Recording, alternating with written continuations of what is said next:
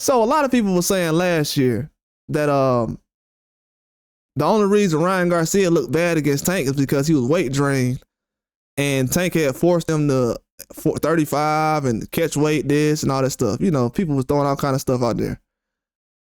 First of all, I'm gonna tell you this: if Ryan Garcia is the reason why Tank Davis did 1.2 million pay-per-views, which everybody say he's the reason, why would you lose? Why would you go from 143 to 135? If you Ryan Garcia and you can't make 140, why would you fight Tank at 135?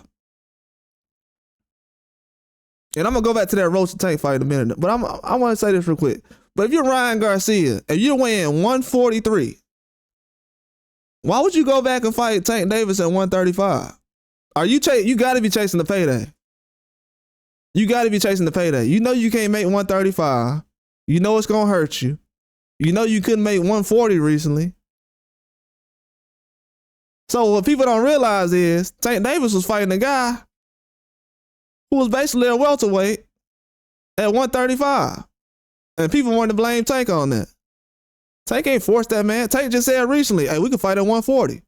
So let me tell you how greedy Ryan Garcia was. If he would have waited a little bit, he would have been able to fight Tank at 140 and would have had more of a chance to beat Tank. He would have had more of a chance to beat Tank.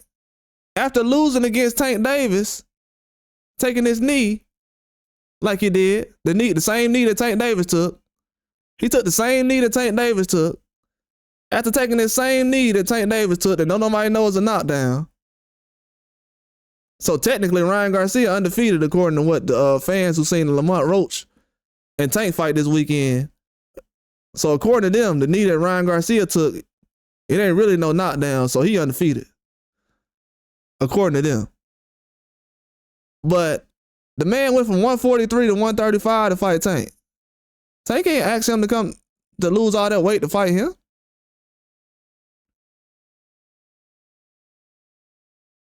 That's why I'm saying y'all don't understand what's going on. Then I'm hearing people say, well, Ryan Garcia used the PEDs to lose weight. Man, he gonna have a hard time in the future, bro. I'm telling you that right now. I'm telling you that right now. It's not one YouTube channel on YouTube that can explain why Lamont Roach and Frank Martin did better than Ryan Garcia. People say, well, he got a left hook. That's all he got.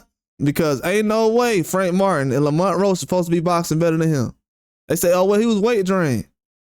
Ain't nobody asking to be a weight bully for a paycheck.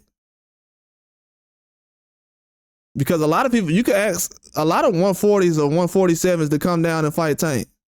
That's their choice. I'm pretty sure they asked a lot. They asked Teofimo Lopez to fight Tank at 135. Teofimo only had one fight at 140. Teofimo said, I don't like the money they giving me, but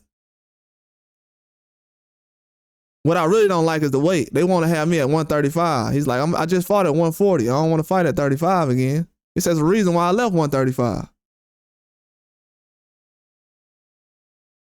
But somebody need to explain why, Ryan Garcia went from 143 to 135, forced himself to be weight drained, and then sit up here and complain about, oh, well, they had me weight drained, man. If I wouldn't have lost all that weight chasing that money, because there's other fighters who could have been chasing the bag just like him. But he weight drained himself. He couldn't say, hey, man, Tank, I got these many followers. You can meet me at 140. And the man took a knee in the fight to lose the fight. And they talking about, man, that ain't a knockdown that Tank took down.